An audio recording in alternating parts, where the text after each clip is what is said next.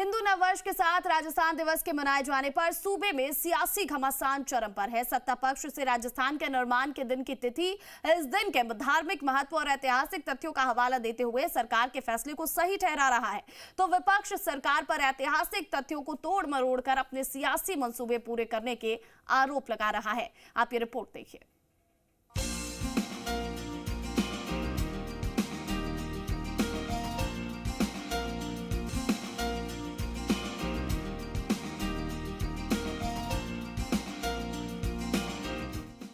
राजस्थान दिवस को चैत्र शुक्ल प्रतिपदा पर ही राजस्थान दिवस मनाने का निर्णय हमने किया है। भजनलाल सरकार ने पुरानी परंपराओं को पीछे छोड़ते हुए इस बार भी राजस्थान दिवस धूमधाम से मनाया। सरकार ने इस मौके पर कार्यक्रमों की लंबी श्रृंखला आयोजित की। युवा शक्ति दिवस से लेकर उद्यमी संवाद तक के बड़े कार्यक्रम आयोजित किए गए। पिछले साल से चैत्र प्रतिपदा यानी हिंदू नववर्ष के दिन राजस्थान दिवस मनाने का शुरू हुआ सिलसिला अब नई परंपरा के रूप में स्थापित होता हुआ नजर आ रहा है कि लौह पुरुष सरदार वल्लभ भाई पटेल जी ने 30 मार्च 1949 को भारतीय नववर्ष की चैत्र शुक्ल प्रतिपदा को रेवती नक्षत्र और इंद्रयोग में एक बृहद राजस्थान की स्थापना की थी। रेवती नक्षत्र और इंद्रयोग ये राजस्थान के लिए अपने आप में शुभ है और उन्होंने ये शुभ मुहूर्त देखते हुए हमारे राजस्थान जो एक राजपूताना स्टेट विभिन्न रियासतों को मिलाकर के बना था, उनका एकीकरण करके सरदार वल्लभ भाई पटेल जी ने इसकी स्थापना की और हमने पिछले साल निर्णय लिया क्योंकि उसमें स्पष्टता थी कि हम राजस्थान दिवस को चैत्र शुक्ल प्रतिपदा पर ही राजस्थान दिवस मनाने का निर्णय हमने किया है। राजस्थान दिवस के दिन सड़कों से लेकर चौराहों तक नेताओं के शुभकामना संदेश अटे पड़े थे। बीजेपी के परचम के साथ भगवा लहराता दिखाया गया। मंत्री अविनाश गहलोत ने कहा कि राजस्थान दिवस मनाने का इससे बेहतर कोई और दिन हो ही नहीं सकता था। हमारे मुख्यमंत्री जी ने, चूंकि सनातन की सरकार है और हम लोग चाहते हैं कि हमारी जो सनातन संस्कृति है, नववर्ष जो हमारा लगता है चैत्र मास में लगता है, इसलिए उस दिन 30 मार्च को वर्ष प्रतिपदा थी। हमने भी निर्णय किया मुख्यमंत्री महोदय भजनलाल शर्मा जी के नेतृत्व में, तो पूरे राजस्थान में आज लाखों की संख्या में जो कार्यकर्ता हैं बीजेपी के और जो आम प्रदेशवासी है वो राजस्थान दिवस मना रहा है।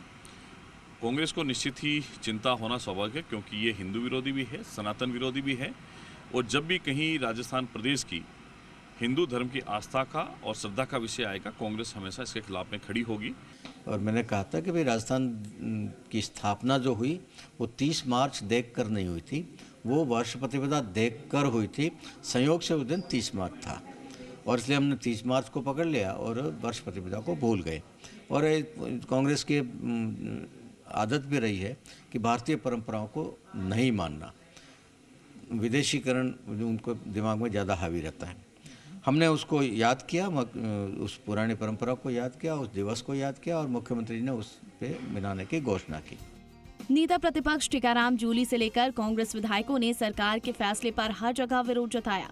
इससे इतिहास बदलने की सरकार की कोशिश करार दिया।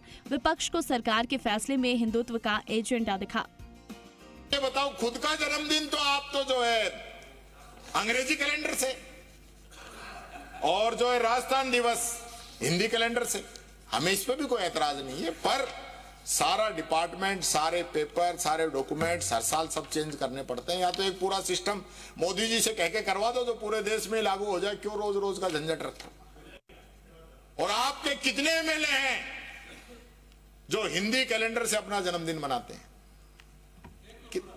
तो राजस्थान का जन्मदिन ही क्यों मने भाई? हर बार लोगों को दिक्कत आएगी। तो लोग विकास चाहते हैं। आज लोगों को शिक्षा पे पैसा चाहिए, चिकित्सा की व्यवस्था चाहिए, इन चीज़ों पे ध्यान देने की ज़रूरत है। आप नव वर्ष मनाओ, ये मनाओ, वो मनाओ और सनातन धर्म के आधार पर मनाओ, तो इससे कौन मना कर रहा है। पर आप जो मूलभूत सुविधा जो जनता को चाहिए वो देने की ज़रूरत है।